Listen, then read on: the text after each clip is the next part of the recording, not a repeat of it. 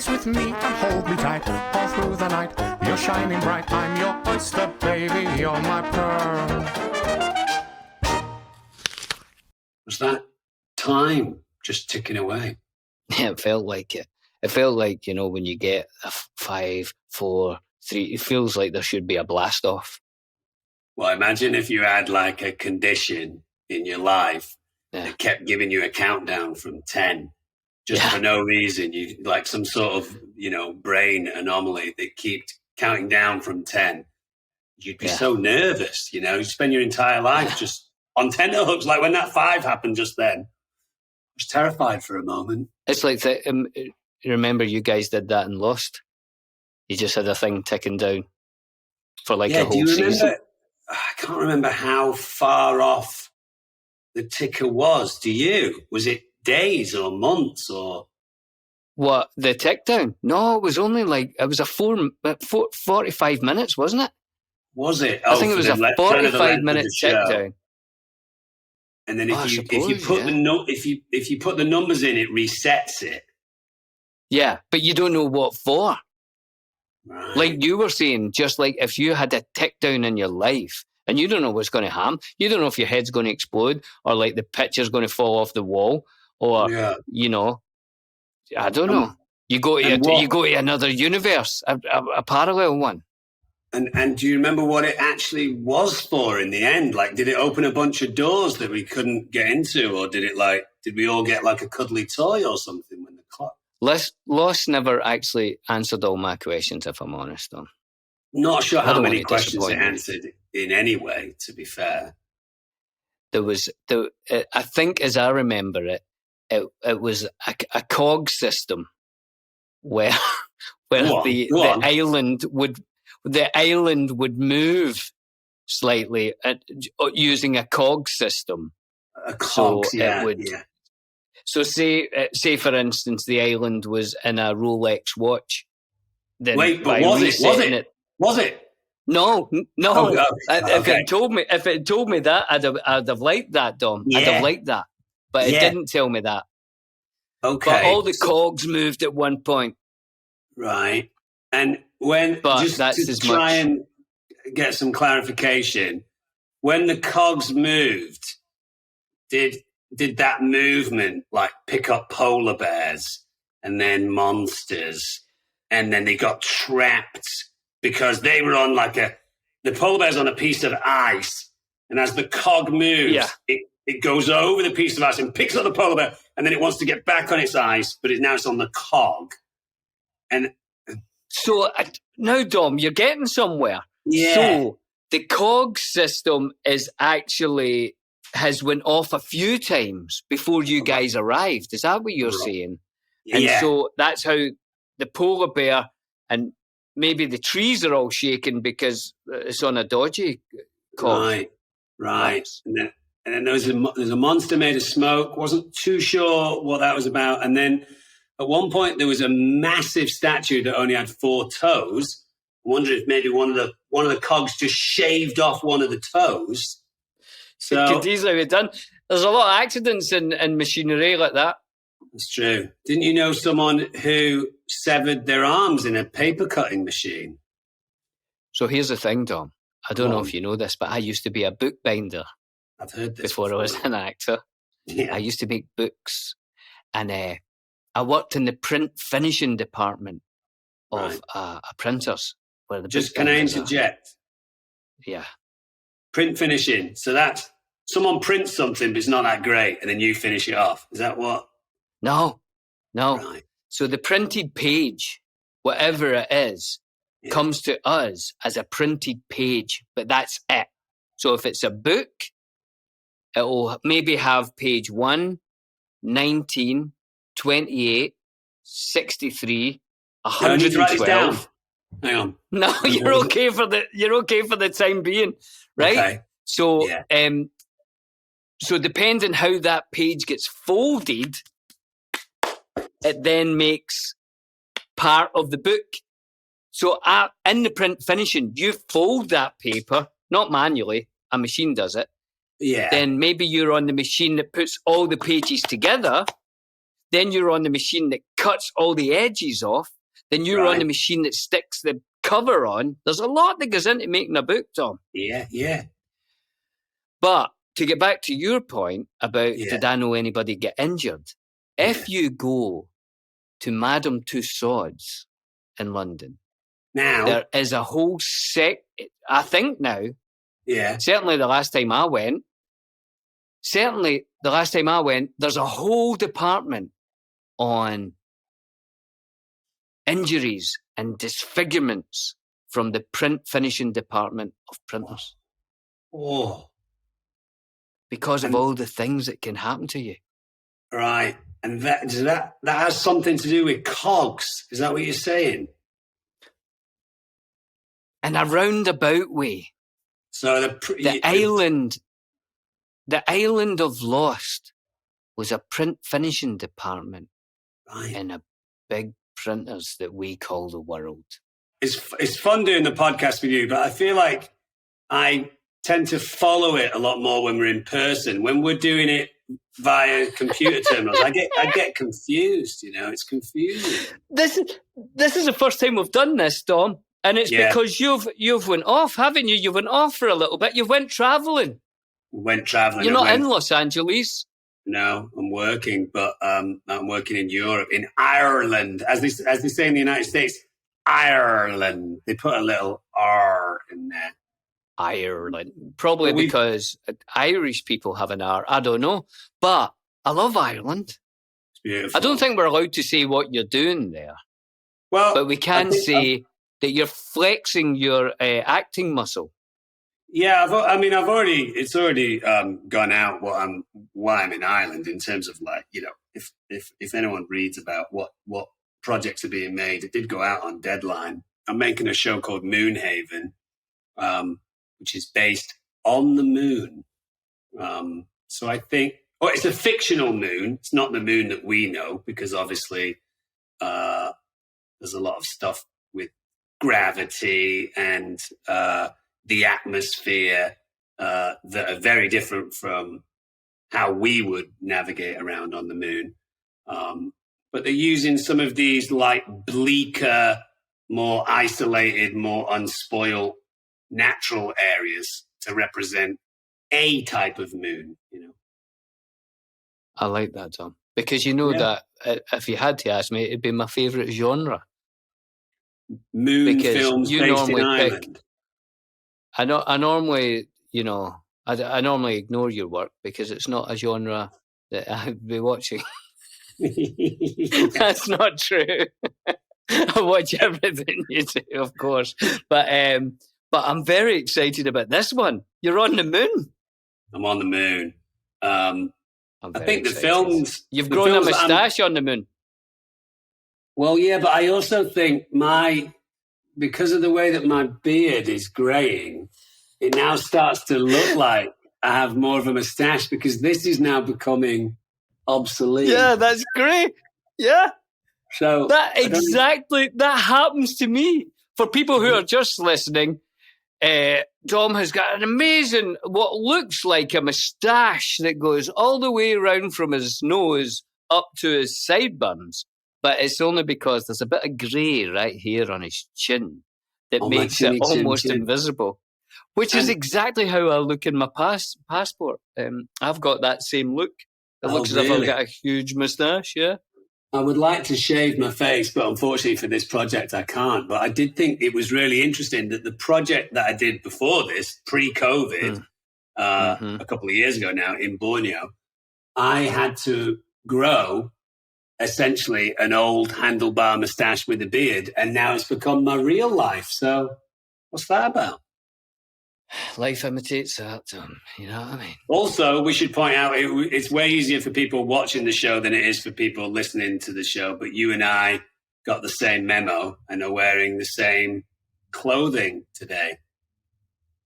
Tom, and I have to say, for people who are not watching the show, you should be, because we are wearing some of the greatest clothing available to humanity.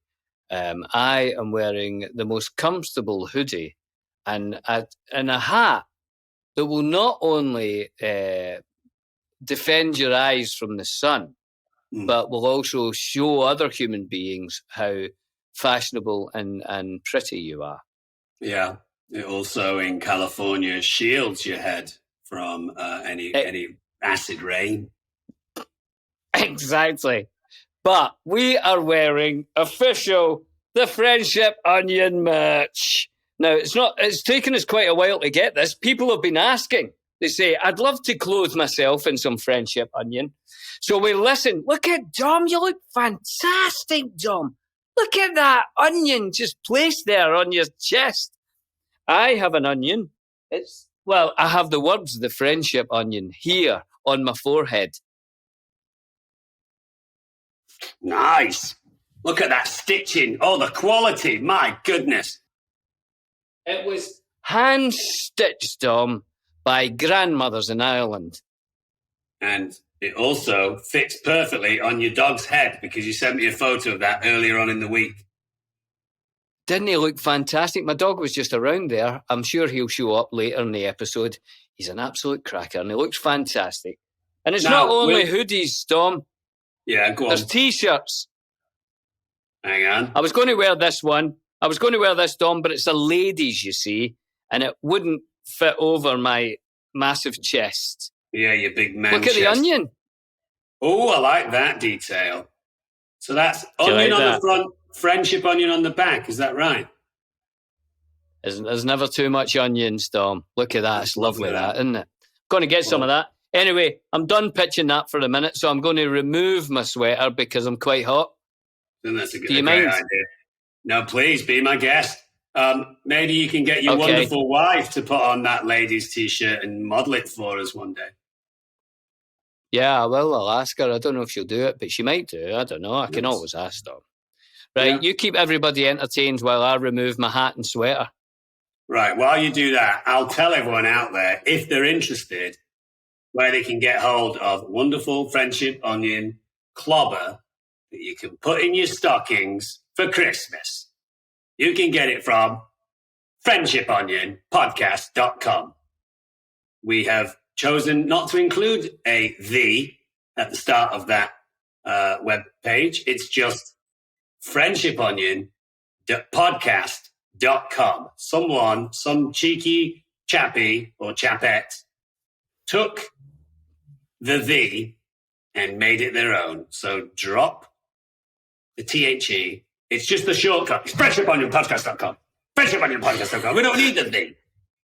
Might I, Dom, ask maybe the person who stole the Friendship Onion podcast, maybe they're listening to the Friendship Onion podcast, and we would like to offer you no cash for that. We will certainly not be giving you cash, but we will give you a T-shirt, a sweater, and a hat, do you think, Dom?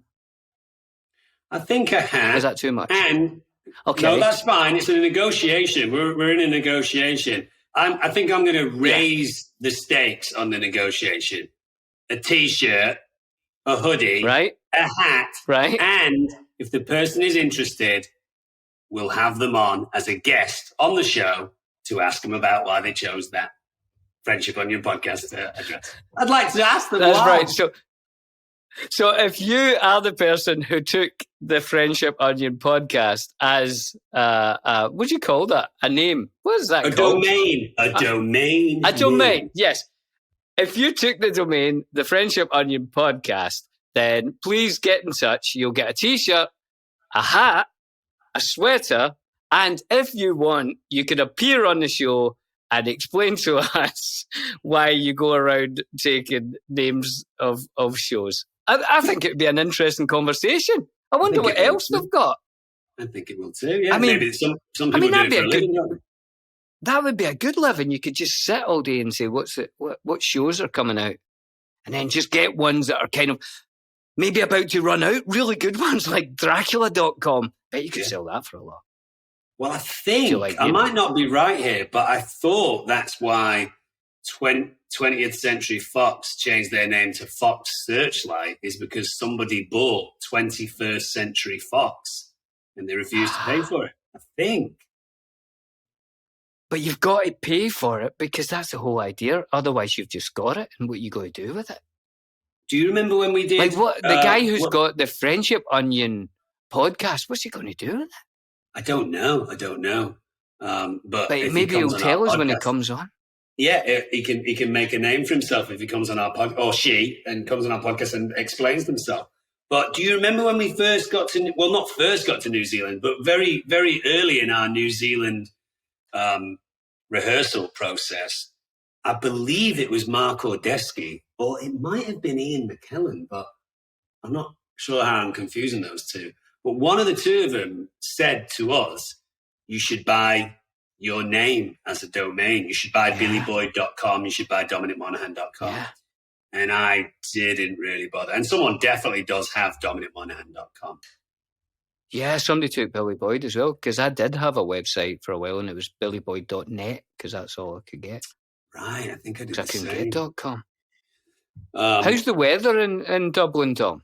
Do you know, it's been absolutely wonderful. It's the 1st of October today, and we have had probably one day of slightly showery, wet weather. And apart from that, it's been crisp and cold and sunny and beautiful.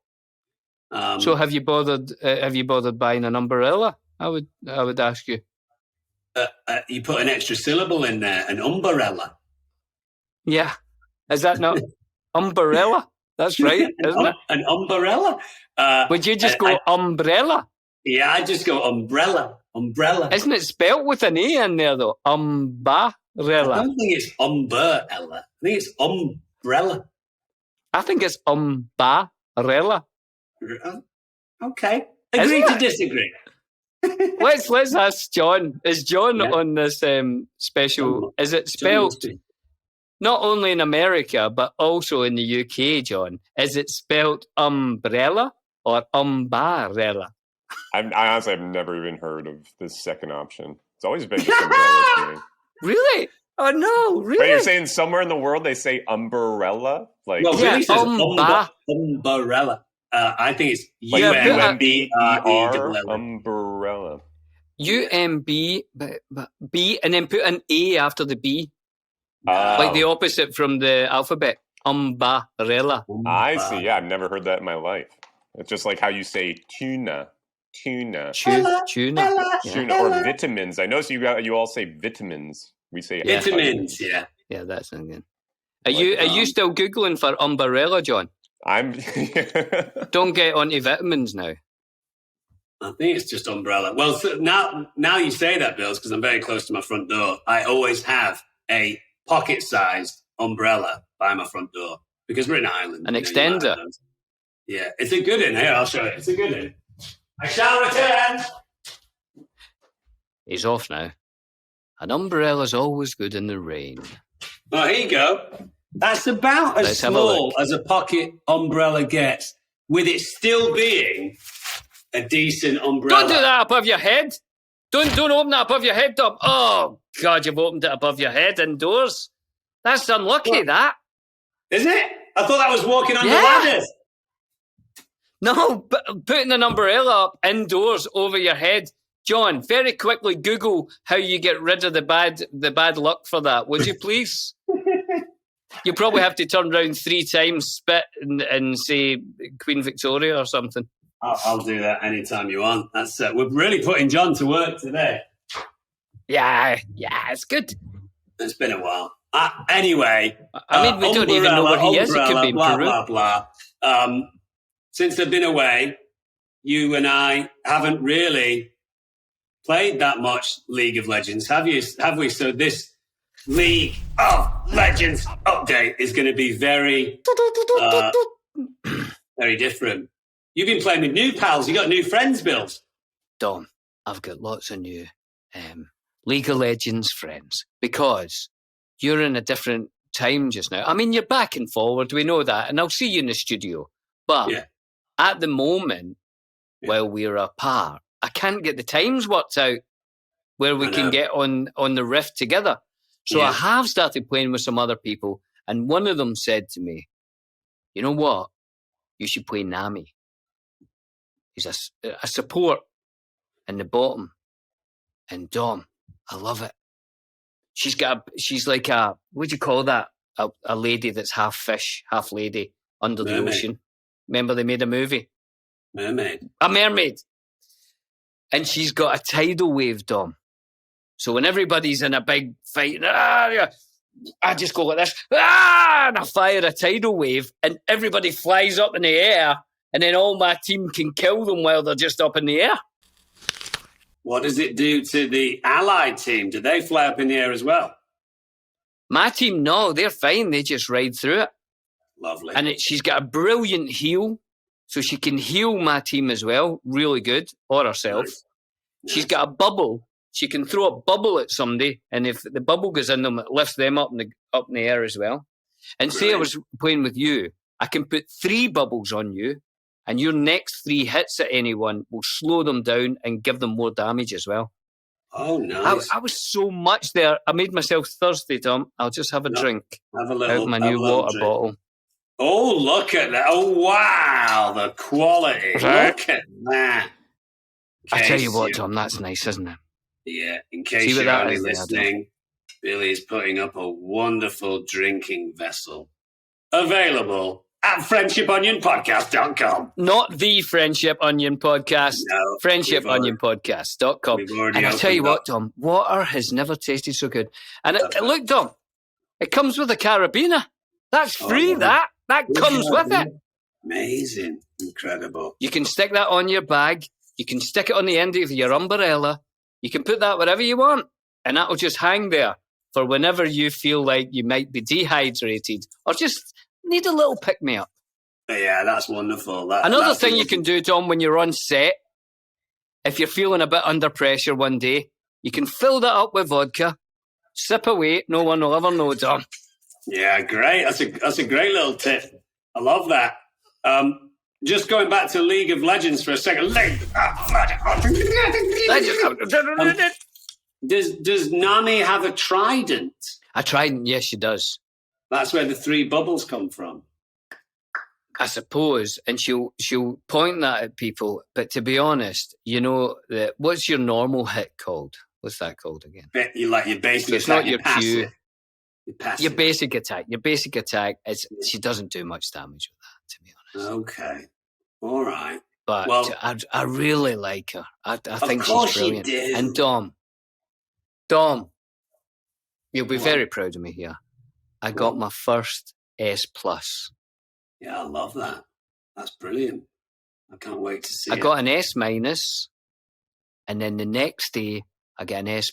Anyone who doesn't play League of Legends, that's the best score that you can get. And I'd never got anything past a C for about 3 months. And all of a sudden, because of Nami, I'm on an S+, Don. Very proud of you, Bills. And you're right. Thanks, it has been tough with time zones because basically when I'm kind of shutting it down at the end of the night and just trying to lower my stimulus is when you're waking up in the morning and vice versa. So we've struggled. But maybe after this podcast, maybe we can fit in a quick game. You never know. Maybe we could text Elijah. In fact, why don't I text Elijah right now and say we are going on to play League of Legends and see if I get anything back before the end of the show? Okay, we can do a little live. So what are you thinking about Elijah coming on to League of Legends as a fruit? Where do you see it now, Tom? Honestly, I've given up, which is a terrible thing to admit, but it's true. You can lead a horse to water, but you can't make it play League of Legends. I asked, and Elijah said yes, and then he did the tutorial, and then he got to level 3. That was the last time I saw him. So he's not even opened up all of his summoner spells yet, and he can't play draft, and he doesn't have smite, and he's not played for probably a month. Just when I arrived in Dublin, he was like, yeah, I'll play. And then he never played with me once. And to be honest, I've given up. So I think I'm going to say strawberry seed is the smallest. I'm going to say an orange seed. What? He's got back straight away, Dom. I just said it. I'm not going to vote yet. I'm not going seeds or fruits. I've said, me and Dom are playing League of Legends. In a couple of hours, are you in? He says, oh shit, with an exclamation mark. And I've got 3 dots. I've got 3 dots, Dom. Hold on. Now, we know he listens to the podcast. Why not? Shall I try Sean? We know he listens to the podcast, and we know that he feels guilty the more we mention that he's not played with us. So maybe this is the kick up the arse he needs. I'll text Sean right now. Hang on. You do, Sean. Okay, hang on. League of Legends update. This could be a huge one, though. Oh. What's he saying? He says, AGH, exclamation mark. It's not good in anyone's book. Not good. He says, I can't today. And then I won't tell you all the things that he's doing, but he says, I was spending the whole day running errands. Okay. And then he says, oh, wait, Dom, you're not going to like this. Oh, God. He's, Dom. Oh, God. Give me a few weeks and I'm in. Weeks? Who says weeks? What does he need weeks for? He's running errands. Wow, that's a big list, isn't it? Imagine how many errands takes weeks. Wow. He is Elijah Wood, He says, though. I've got much to learn from you. He might, if it's weeks, it might take him that long to get those massive contact lenses out of his eyes because they're so big. It might be a week and a half on his right eye and a week and a half on his left. Then he cleans them. Then he puts them back in. Then he can play League of Legends with us. Could be that. Tom, I've got to drop it down to, I think I was at a plum. I was at a plum, Tom. You were at a plum. You can't be at a plum now. Well, he's an orange seed for me. He's a raisin for me. Well, let's move on because it's like someone's opened up a bag in the kitchen and let off a bad smell, and we're both trying to ignore it. Both of our friends are refusing to play League of Legends with us, and one of them said, "I'll play with you in less than a month." Great.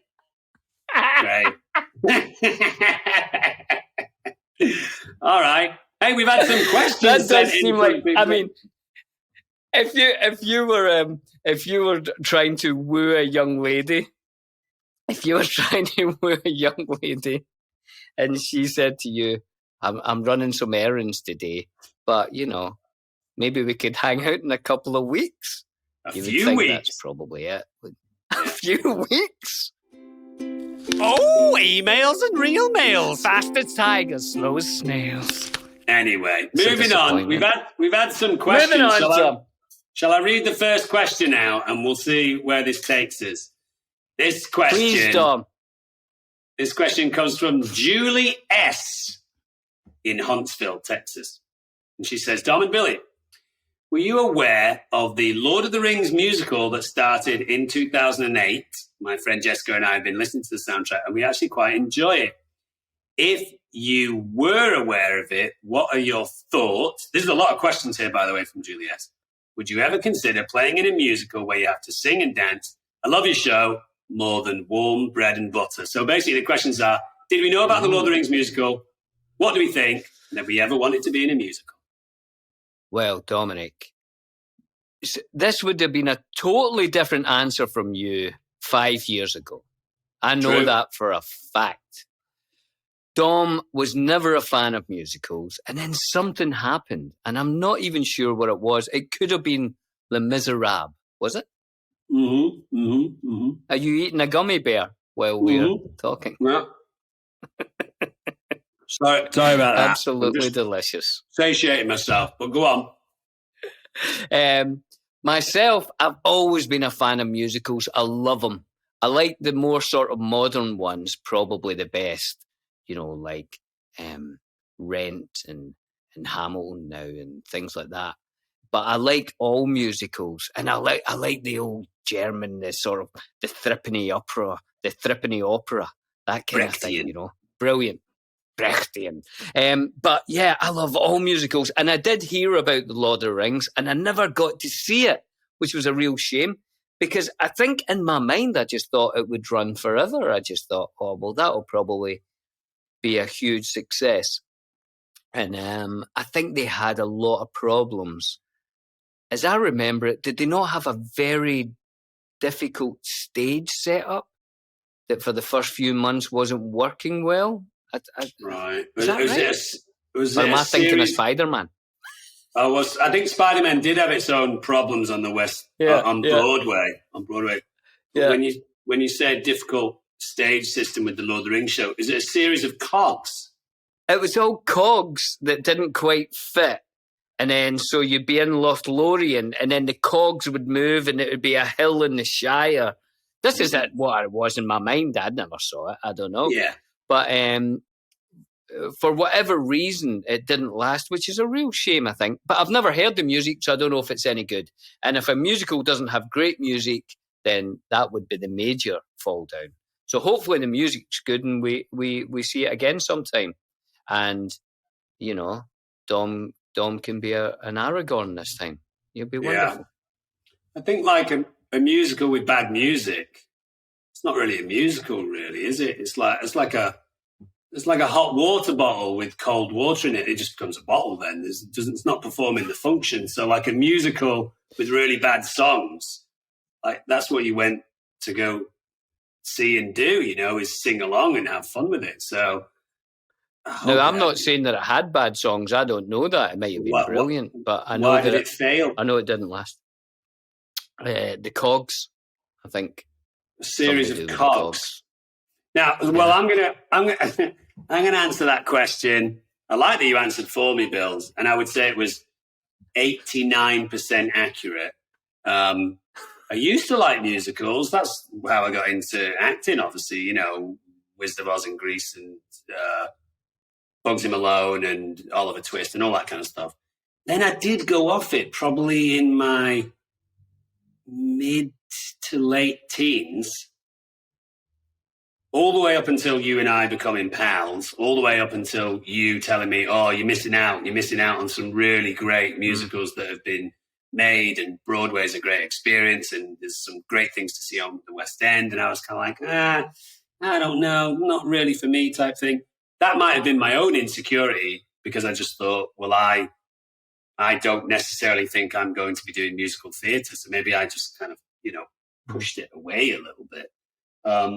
And then I went to see Les Miserables in London on a rainy day when I was killing time. I was kind of, finished my work for the day early, walked to the theatre to ask if they had any spare seats. They did. I saw it and thought, like, obviously you were totally right. There's some great moments as an adult watching musical theatre. And then since then I've watched a few more. In fact, I'm really looking forward to the new Dear Evan Hansen film that comes out. But in terms of wanting to be in a musical, I don't have your beautiful kind of nightingale lark-like voice.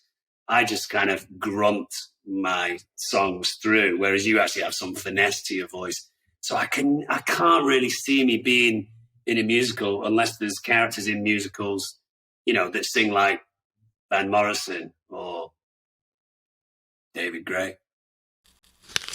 But I think that's good, and then, like I say, the sort of Brechtian of that, one of them would be brilliant. Yeah. Do you want to read this next? You want to read this next question, Bills, or do you want me to? You ready, Tom? From Kerry M in Philly. Philadelphia, buddy. Where the cheese comes from. North Coast. Yeah, I know. Is it? I don't know. Right, wait, hear this. My brother is part of a group of guys in Philly who have basement pubs. I like this already, Dom. Yeah, good stuff. We are working on this, or we are working on his, but we want it to be Lord of the Rings themed. It's a fantastic idea. The name is going to be the Green Dragon. Well, it's a classic. Great. We even have a sign for the entrance. Do you have any ideas of what we need to include to give it that green dragon feel? We'd love your advice, and we'd love to have something there to pay homage to you both. Homage? You drunks! Yeah. That's a line from The Life of Brian, Monty Python. I thought that. Well, right off the top of my head, I've not seen this question yet, but right off the top of my head, you know how sometimes cheeky businesses will superglue a coin onto the floor or onto a countertop so that people go to grab it and then they can laugh and kind of go, ha, that's great. I was just thinking, if you want the green dragon to have a nice Shire-like hobbity vibe, but also maybe keep you in kind of a hobbity good humor and being silly and having fun with your friends, wonder if maybe a few hobbit-shaped pipes that they smoke super glued onto the bar top in a way that might make people reach out and think, oh, someone's left a pipe here. But actually, the pipe has been super glued to the countertop. I like that idea. I like that idea. When somebody's had a couple of eels and they go to grab it. Yeah, very good, Tom. And so this is in Philadelphia, and they've got basement pubs. Now, are they allowed to sell drink in there, or is that just for their friends? Do you think that once you go underground level, alcohol becomes a different legality? Is that right? Yeah. If you go below, I think it's either 15 or 18 feet, it's basically, there is no laws. Right. You can do what you want under there. Right. Always remember that, Dom. Might I suggest for this pub, this Green Dragon pub, if you're going to sell coffee or tea, you might want the Friendship Onion mug. Oh, I see what you did there. See it there, Tom. So that if anyone was going for a coffee, say, for instance, they say, oh, I don't want to drink today. I don't want any beer. I don't want any mead. I don't want any whiskey. Have a coffee or a tea from a Friendship Onion mug. And you can get that at friendshiponionpodcast.com. Can I ask a question about the mug? Hold on. Yes, you're in the front with your hand up, yes? Actually, this is a two-part question. First part is there anything liquid Could I have the second part first? Oh, okay. The second part first, which will be in some way asked by the first part. Second part is, what's the colour of the interior of that mug? And the first part was, is there anything liquid in there? Can you show us? Right. Well, there is no liquid. I was going to have a cup of tea later, so I had that there. And the inside of it, Dom, is black, like it's like your heart. It's just black. Oh, that is black. It's like a galaxy. It's like a small galaxy inside there. You can stare into that when you meditate, and that will help you find whatever it is you're looking for. Lovely. That's another thing you can do with that mug. It looks like do it again. Hang on. It looks like a colonoscopy. Brilliant. Yeah, if you just have a look round the corner there, you see. I was just talking about a colonoscopy today. Have you got one weird scheduled? That you mentioned that. Nah, but I think I should probably get one. Well, can I make a suggestion? Mm-hmm. Next time you book one, book me in as well. We'll get them done together. Do you want to do one? We'll get them. Let's do it in tandem. I'll tell you how I got to colonoscopy, Dom, this morning. Because it all started in the barbers. I went to get a haircut. Yeah. And I got it down quite short there at the sides, Dom. Yeah. And I found a little growth here. Right. I found a little thing. And I thought, I'm going to go and get that seen to, because you shouldn't be, you don't get growths and things. You shouldn't have I went, but anyway, Dom, you can relax. Everything's fine. They said, oh, it's absolutely nothing. You don't need to worry about that. They said, we can just leave it. They said, or we can get rid of it. They said, but I'll just leave it. I was like, it's a thing there. I said, no, get rid of it. How would you describe the shape? I would say it's like half a raisin stuck to the side of my head there. Now, and I said, no, I don't want to leave that. I said, I'm going to keep my hair quite short at the sides now. So I'd rather. So they said, well, we can get rid of it. I said, we'll do that. And they get liquid nitrogen, Dom. Right. And they spray it on it until it gets painful, and then they stop. And you go, oof. And then they go, hold on, we'll do that again. And then they spray it again, Dom, for about the same time. Yeah. And they said, give that about a week. That'll scab over, fall off. Don't worry about it. Have you got a plaster on it right now? Nothing, Dom. Nothing. Let's have a look. Come on, let's have a look. Hang on. Oh, yeah, it looks like you banged your head. Okay. Yeah, I banged it on liquid nitrogen. Do you think you... So that got me thinking, I'll just get other things checked. You know what I mean? So if you want a colonoscopy, I'll book that. I'll book that for both of us. Book us in tandem. Do you not think it's interesting that earlier on you described your anguish at Elijah not joining us for a game of League of Legends for at least 3 weeks as the size of a raisin, and you are now carrying a raisin-shaped scar next to your brain? So I will always have a little piece of Elijah just at my temple. We will. That probably means something, that. Yeah, Shall I ask another question? Yeah. I mean, why not? Is there any more? Go on. Yeah, we've got a ton more, actually, so we'll try and get through as many as we can. Here's a question from... I'm gonna try as hard as I can with this name, and then maybe you give a go as well. Jessica Jezuski. I would say that was perfect, Dom. I couldn't improve on that. So well done. 10 out of 10. Okay, Jessica. Location, it says. Yeah. Now, here's Jessica's question. Hello, friends.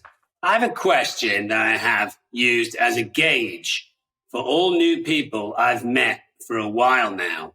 You can tell a lot about a person based on their answer. My question is thus. If you were a kitchen utensil... Oh, go on. I was going to say I'll answer as quickly as I can because I've not read it, and then, that'll be an honest answer. There we go, then. If you were a kitchen utensil, what kitchen utensil would you be, and why? Fish slice. Is that called a fish slice? The scooper thing that you would flip things over. The spatula thing. Because I use that probably 800 times more than anything else in the kitchen. So I'd like to be useful. So I'd be the spatula fish slice thing. Lovely, that. What about you? My instinctual answer to that would be a straight-edged wooden spoon, because I like to get in the corners. Do you know what I mean? I like to get in there.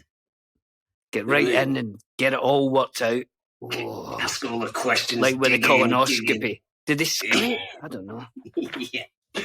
All right, Jessica, great. Yeah, good question. Thank you. I don't know what that tells us about ourselves, but if you'd like to write in and let us know, Jessica, what that actually tells us, we will read it out probably next week. Probably. Well, you go ahead with this question. It's getting hot in here. I'm going to take my hoodie off. Right, okay. So nice hoodie. Is it comfortable at all, Dom? It's very comfy. Hey, John, what's that you're wearing there in that beautiful yellow? Oh, it's interesting that you asked, Bills. It's a friendship on your T-shirt. That is a good T-shirt. I like that. There you are. The very onion there. Nice, that. I tell you what, comfy. Oh, breathable. Forget about it. Breathable. I've never breathed this much in my life. I tell you what, that is beautiful, Dom. That really suits you, that T-shirt. Thanks, Bills. Yeah, you should wear that around town. You look fantastic. I'll be wearing it for the rest of the night. I'll tell you what. Available at friendshiponionpodcast.com. Anyway, go on, Bills. I digress. Not the. Are we doing another question, or are we going to the riddle? Oh, a riddle. Yeah, let's go to a riddle. I love riddles, Dom. You take us to the riddle. Go on, then. Are you ready? Yeah, go on. Right. And the riddle for this week comes from Kristen. That's all I know about her. Her name is Kristen. That's as much information as John is willing to give us at this point in the show. These are our riddle voices. Our riddle voices are very beautiful and in your ear. Right, Tom, are you ready? Go on. Now, you've been very good. You've been very good at the riddles lately. Quite good. Here we go. Dom? Yeah. I don't exist, but I do. I'm a future friend who eludes you. You think you can catch me, but I'm always fading. Yet I'm still there, in the distance waiting. And then it says thanks at the bottom. But I don't think that's part of the riddle. I think that's maybe just John saying thanks. Yeah. Or it could I've be not read this before, but right off the top of my head, I think I know it. Dom, I'm not even going to think about it and just let you have your guess. And if you blow my mind right here, I'll give you a T-shirt, a sweater, a hat, and a chance to be on the Friendship Onion. Well, this is just my instinctual knee-jerk answer after you saying it and me hearing it. But is it a shadow? John, get ready. I think it's a shadow. I'm ready. This is a tricky one. It's a tricky one. Well, that's my answer. Shadow. A shadow. Yeah. That's the wrong answer. It's the wrong answer. Oh, it's not right. Look, I don't exist, but I do. I'm a future friend who eludes you. And I thought, you think you can catch me. You're always trying to catch a shadow, but I'm always fading like a shadow. Yeah, I'm still there in the distance like a shadow waiting. Oh, gosh. All right. Is it I've got it. Is it tomorrow? Is it tomorrow? Is it tomorrow, John? Is it tomorrow? You are correct, sir. It's the correct answer! That was fast. That was good. I tell you what, Tom, I got that one. That was amazing. The only thing with the shadow is a shadow does exist. I guess a shadow does exist. It's a good point. Read it now. Knowing what we know now, Bills, let's Tarantino it. Read it again. Right. Let's see if it will blow our mind. And what I'd like you to do, if you don't mind, so that we get it into our mind, when I finish a line, if you could very quietly say, tomorrow, so that we understand that that's what it is. My riddle voice. I don't exist. Is that not your line now? Oh, sorry. But no, you're right. It's every second line. I don't exist, but I do. Tomorrow. I'm a future friend who eludes you. Tomorrow. You think you can catch me, but I'm always fading. Tomorrow.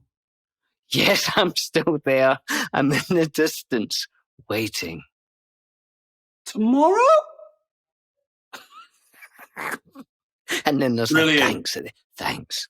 Oh, thanks, tomorrow. I got that one, Tom. I got that Brilliant. one. And I think, I'll tell you what that was. It was teamwork. Because you said shadow, and that made me think in a sort of abstract way. And then when it went, I'm a future friend, for some reason, that just gave me tomorrow. But I'd like it to be put in writing that it was me that got that one. It was you. And if anyone out there knows where we sit in terms of solving riddles, because I know when we had Michael Rosenbaum on, he solved quite a few for us. But I think you and I are kind of even in the riddle solving stakes, I think. Do you want some YouTube comments? Oh, yeah. Let's hear what people are saying about the show. Sure. Because here's the exciting thing about YouTube, Dom, and I know that you know that I'm slightly obsessed about getting the plaque. And you get a plaque when you get 100,000 subscriptions.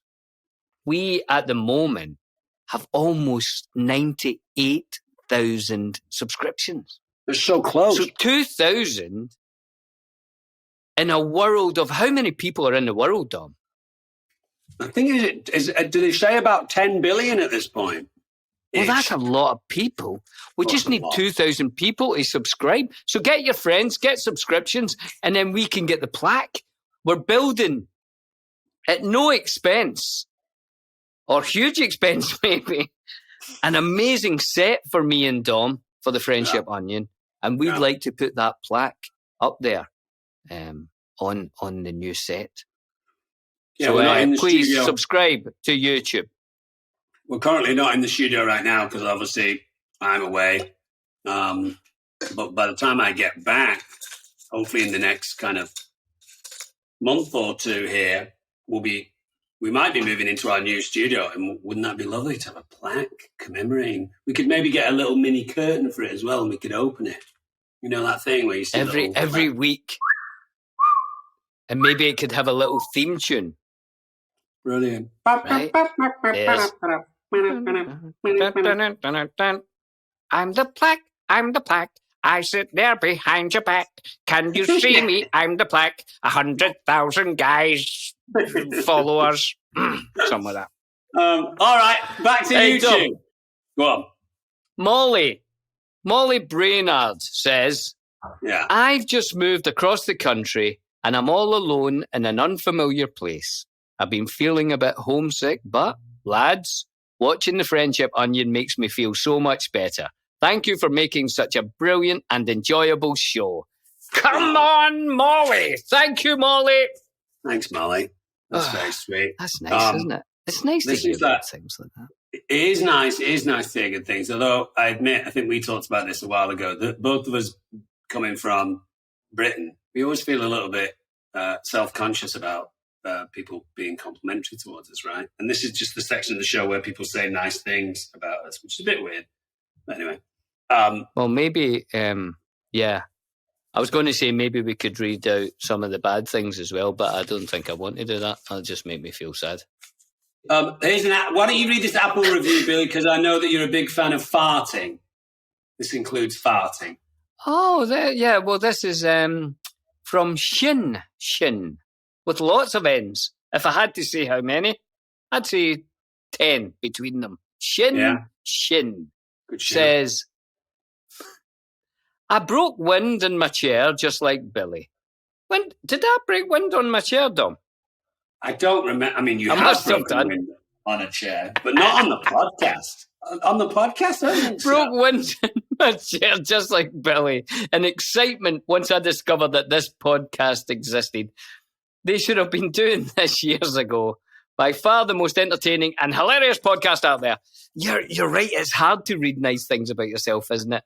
I find it easier if people link us in the Instagram, then we can put that on our Instagram pages, and I think I like doing that better. I think I like that too, but I do think that's a great compliment when someone said, "I was so excited to hear from you that it made me lose control of my bowels and fart."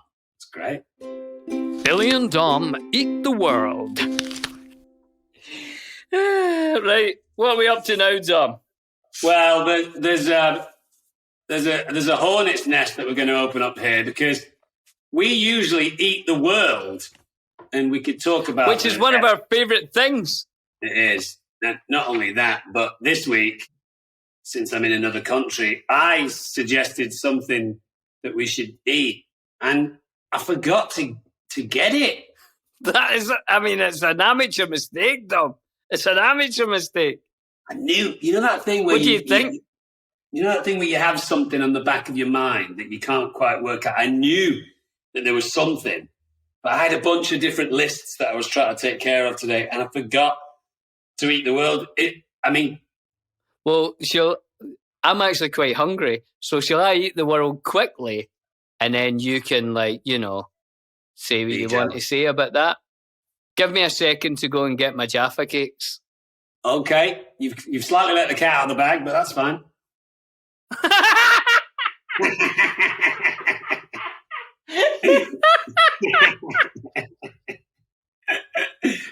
Slightly. All right. Lovely stuff. Before you eat the world, and I get jealous and just get sad watching you eat the world, I'm going to give you a very brief League of Legends update from Sean Astin. Yes! Very, very similar to Elijah's, to be honest. Just two separate texts. The first one says, just F and a series of U's. No, nothing else. Okay, same as Elijah. What did Elijah do? He went, ugh. AGH exclamation mark. Like a pirate. like a pirate. And then Sean Astin then wrote, just after that, 90 seconds later, I can't get there now. How sad. I can't get there. I can't get there now. Oh, God. Oh, no. Does Sean think we actually go to the rift? I think so. Can you see that? It's quite. Feels quite definite as well, doesn't it? Is that I can't get there emotionally to like play games with you guys? Is it? Maybe. I wonder where there is. And you know how sometimes parents or people in authority positions will say now as a way of saying this thing is finished. You know what I mean? They'll put a line under it. They'll go, now. I wonder if he's saying that. I can't get that now. Just forget it. All right. Well, this is unique. And Elijah says, I'm not. Oh, go on. Elijah said, in a couple of weeks. All right. Well, Billy, tell us what's going on. This is a classic cake/biscuit called the Jaffa cake. Now, when we told John about this, he didn't really know about Jaffa cakes. So he suggested this, which is a different for you just listening, is it looks like a Jaffa cake, but it's made by someone else, and it's called a Choco Jaffa. So I've actually got both of them here, Dom, just to see. But I have got the real Jaffa cake, and if you don't mind, I'm quite hungry, so I'm just going to woof it down. Dive right in, and then we'll get into it. While Billy's eating his Jaffa cake, I'll just talk about it very briefly. At one point, I was under the impression that it was made in Ireland, and I was like, that can't be right because it's a McVitie's thing, which generally is in England. But it says at the top here, the exact identity of the world-famous Edinburgh invention, the Jaffa Scotland, cake, has long caused debate between those who believe it's a cake and those who reckon it's not a cake. Now, I don't think it's a cake. You and I have our own opinions about this, right? It's a money thing. Oh, you've separated it. Lovely. And you're saying it's not a cake? No, I think it's a biscuit masquerading as a cake. I think you'll find, Dom, that the British courts would disagree with you because it went to court in 1991, if I'm not mistaken. Right. And they won the battle to say that it was a cake. And therefore, they didn't have to pay tax on it. Now, what defines it as a cake as opposed to a biscuit? Because it's biscuit-sized and it's kind of a biscuit vibe, right? It's kind of shaped and behaves like a biscuit, not a cake. So here's their argument, Dom, and it's a good one. When a cake gets old, it gets hard. When a biscuit gets old, it gets soft. Have you had a Jaffa cake long enough that it's got hard on you?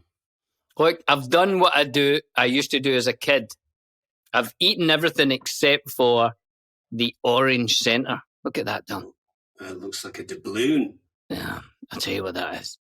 That is a mouthful of deliciousness now. Is it sticky? Sticky. It's sticky, but yet slidey. It could slip off at any point and did. Yeah, don't drop it on your keyboard. No, I won't. It's just there like that. Look at that. Normally, Bill. Yeah. Oh, that's great. It's almost, I would say it's slightly bigger than your nose. Is it gone? Oh, orangey goodness, Jaffrey. That's good. If you could look through the notes, I think it does tell us what the orange bit is made from. Let's have a look. Excuse me. What I was going to say was, usually when we're eating the world, we chat a lot before we eat it. You dived right in. You've eaten one already. It's all gone. I've eaten two, Dom. And I tell you what, they're absolutely they're delicious. They're one of my favourite biscuit stroke cakes. Cakes. It's a cake, you said, but I think it's a biscuit. Here's one of those comments that John leaves out there that is a bit of a non sequitur. It doesn't really make a massive amount of sense, but we'll read it out anyway, just to show everyone at home what we have to deal with John. He's written on their website, they wrote, and then quote, it contained a simple combination of sugar and what is it? The cake? And it doesn't contain, it contained. It used to have it, doesn't anymore. It contained a simple combination of sugar and tangerine oil to form the sealed layer of jam. What did? The mystery of the Jaffa cake. I think they're talking about the jam. It's that gooey stuff that he just held. But that stuff, that is the stuff, Dom. You know, somehow things just go together. Well, I feel like the sponge, the chocolate, and the jelly thing that you just mentioned that contained, don't know what it contains now, sugar and tangerine oil. It just all goes together so well. If you don't mind, I'm going to try the other one, the fake one that John found on the internet. Yeah, fine. Try the charlatan and let us know. Any big difference? I'll tell you what that's like, Dom. I'll tell you what it's like. Exactly. And because of this job that you're doing, I mean, how far in the future are you in this job? Maybe you're not allowed to say, but do you have food processors? I think we're about half a century into the future, but go on. Not a Magimix, but you know those food things where you say to the computer, "Oh, I'll have a Jaffa cake," and it makes one. Spits it out. You don't have one of those in your show, do you? No, we don't have one of those, but I could ask. Should I ask? Should I make a demand for one? No, you don't need to. But I'm going to let you know that, see these fake Jaffa cakes? Yeah. I feel as if the real Jaffa cake is made by the hands of an artist, then that is made by a computer. It tried to make that, but it made that. And that is much better than that. Yeah. So that's like... all the bits are there in that, yeah, but it doesn't taste like that. And when you say that, you mean the original for anyone who's just listening. Would it be fair to say that the original was painted by Van Gogh, but the pretender was painted by Picasso? Painted by what? It cut out just at the last bit there. The pretender was painted by Picasso. You know, just kind of all thrown together in like a random way, not really making sense. Look, go on. It would be like if the original was Van Gogh, then that was painted by a monkey. Okay. It's not all the bits aren't quite right, you know. Oh, that's a shame. All right. But see the original, Dom. Oh my God, the original. Well, treat yourself to another one while I'm talking. I'll give another one of these fantastic pieces of information here pulled out of the internet. Despite a challenge by Her Majesty's Customs to excise that a Jaffa cake is indeed a biscuit and therefore subject to VAT, value-added tax, McVitie's successfully proved to the courts that a Jaffa cake is indeed a cake, and it is still VAT-free to this day. Kind of similar to what you just said, but just worded slightly. But and delivered magically, and I think that's brilliant. Dom, they sell over 1 billion every year. If you laid them end to end, you'd create a bridge of Jaffas from London to Sydney and back again. That's incredible. And then this final fact about Jaffa cakes before you give it a score. Here's a few great stats for you. Each cake takes 18 minutes from start to finish to make. That's quite a lot of labour time. 18 minutes. Took less than 18 seconds to eat. Carry on, Dom. It's made in a factory that covers 10 acres on a conveyor belt that is over a mile long. The oven itself is 100 yards long. And the whole process, and incredible. And this whole process yields 2,000 Jaffa cakes a minute. Now, scores, Dom. I'll go fast. because you don't have scores. Sorry. So, or can you do scores from your memory for Jaffa cakes? I'll do memory scores after yours for sure. Right. Right. There's memory scores after yours for sure. For sure. Mine. Taste. 9. Me next. Taste. Well, there's only the two of us here. Good point. I thought you were going to go through the whole scores, and then I was going to go through the whole scores. But I think you're right. Me, memory scores, taste, 8.6. 8.6 and a 9. Aesthetics. Now, this isn't the packet I remember, Dom. No, it's changed. It doesn't come like that. It used to come in a way that they'd all sort of sit in against each other like that, right? In a nice little sort of line like that. I like that. I don't like this as much. So if Jaffa's now come like this, and this isn't just because I bought it in a British store in America, if they actually come like this, they've spoiled the aesthetics. Agreed. So I can only give it a 3. I'm covered in Jaffa cakes, Tom. Oh, gosh. Yeah, my recollection from memory was a kind of bluish box, rectangular box, quite classy. Yeah, dark.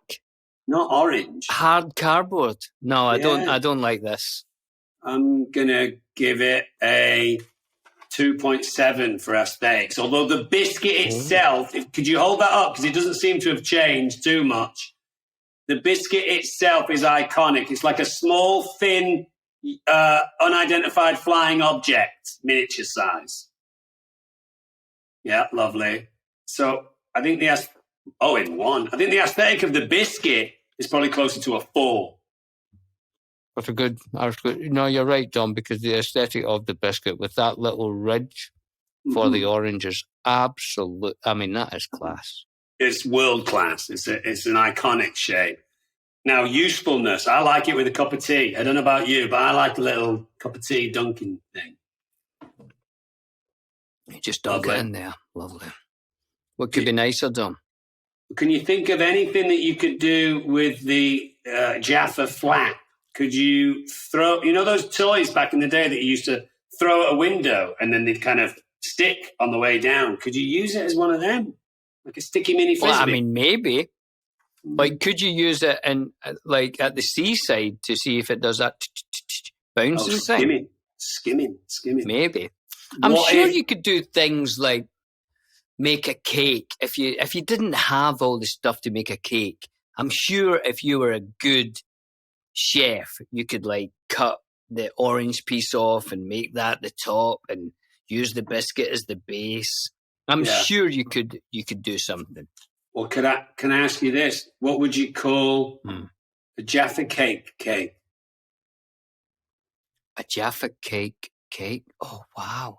Yeah, that would be like, does that, it's like a postmodern cake. Yeah. It's a cake that knows it's a cake and it's now commenting on itself because it doesn't pay VAT. Do you think some Michelin-starred restaurants would call it a deconstructed Jaffa cake? And then would you have to pay VAT on it? Because it's then, two negatives make a positive, as you'll remember from high school math. Good point. And if anyone has any thoughts on that, they just write into the Friendship Onion, castmedia.com. That's cast with a K. But usefulness. Yeah. What if you had a lesion, like an open wound, something like a burn from the oven or something like that? Do we think there's any value in the Jaffa cake diskette just sticking over and forming a seal from the air?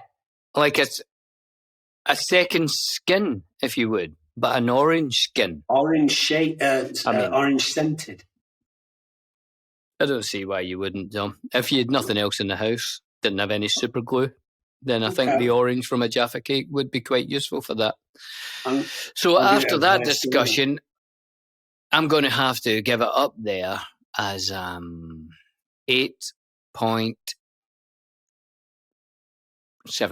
8.7. Usefulness. 8. I'm going to say 8. I'm going to give it a solid 8 score because I would like to try the next time I cut my elbow or my knee. attaching the small sticky Jaffa diskette to it, and then I'll report back and let you know how I did. Well, yeah, let us know, Dom. Let us know. I've almost done a whole box here while we've been discussing. Great. I'm an absolute pig when it comes to Jaffa cakes, Dom. I would say just enjoy it. Obviously, if there's anyone out there who has grown up with or become accustomed to a local delicacy or dish or drink or thing that Billy and I can enjoy on the show and is easy to get hold of in, via an easy to navigate online way, let us know at thefriendshiponion@castmedia.com, or you can leave us a message at speakpipe.com/thefriendshiponion. I think that's it. That was very good, Tom. That was very good. And it's always nice. We love to hear from everyone, so please do that. And don't forget to subscribe to YouTube, because we need to get our plaque for 100,000, which hopefully will happen this week. And I don't know if we mentioned we've got merch. Did we mention that, Dom? I think we mentioned it in passing that there is some merchandise available. Just have a think about it. Should we finish off? Should we end the show with a bang by working out if something is funky or not? Come on, Dom. I love it. Give us a funk. Who's this from, Dom? Who's it from? We'll squeeze it in. This is from Luke Bischoff, and he has offered the song for us, Purple Disco Machine by Playbox, which even sounds funky. It certainly sounds funky, Dom. Give us it in our ear holes, would you, John?